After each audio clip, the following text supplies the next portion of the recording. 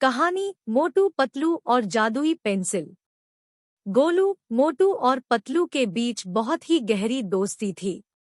वे तीनों एक साथ ही रहते थे और हमेशा एक दूसरे के साथ बने रहते थे। उनकी दोस्ती को देखकर सभी लोग हैरान रह जाते थे। एक दिन गोलू ने अपनी नई पेंसिल के साथ खेलना शुरू किया। उसकी पेंसिल बहुत ही अद्भुत थी। इसमें जादुई शक्ति थी जो कुछ भी उसकी चाहत के अनुसार बना सकती थी। गोलू ने पेंसिल से एक सुंदर फूल बनाया।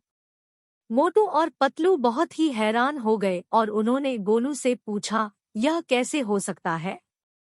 गोलू ने हंसते हुए कहा, हाँ, मेरी पेंसिल में जादू है। यह कुछ भी बना सकती है जो मैं चाहूं।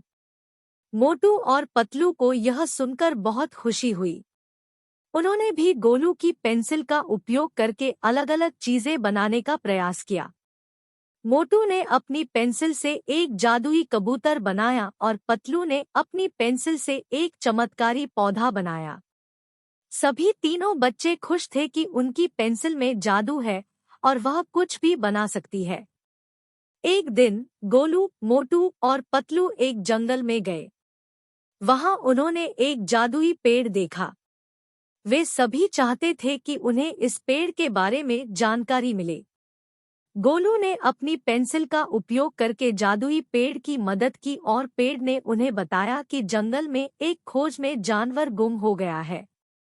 गोलू, मोटू और पतलू ने तुरंत उस जानवर की खोज की और उसे ढूंढने के लिए जंगल का सफर किया। उन्होंने बहुत दिनों तक जंगल में खोज की, लेकिन वह जानवर कहीं नहीं मिला। फिर उन्होंने जादुई पेड़ से पूछा, हम क्या करें? हमने उस जानवर को ढूंढ लिया है, लेकिन हमें उसे नहीं मिला। जादुई पेड़ ने कहा, तुम्हें सिर्फ उस जानवर को खोजना होगा, तुम्हें उसे ध्यानपूर्वक देखना होगा। गोलू, मोटू और पतलू ने फिर से खोज की और इस बार ध्यानपूर्वक जानवर की खोज की। अंत में वे एक छोटे से बच्चे को खोज लिया।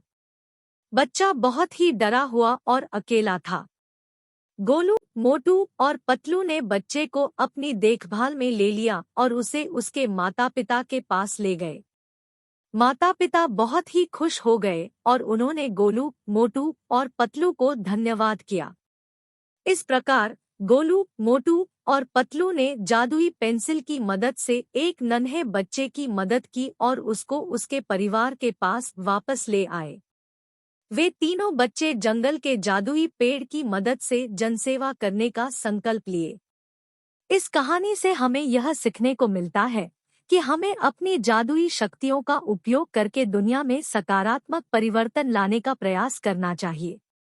हमें अपने साथीवाचन, समर्थन और साहस का उपयोग करके दूसरों की मदद करना चाहिए। इससे हमारा जीवन सफलता की ओर अग्रसर होता है।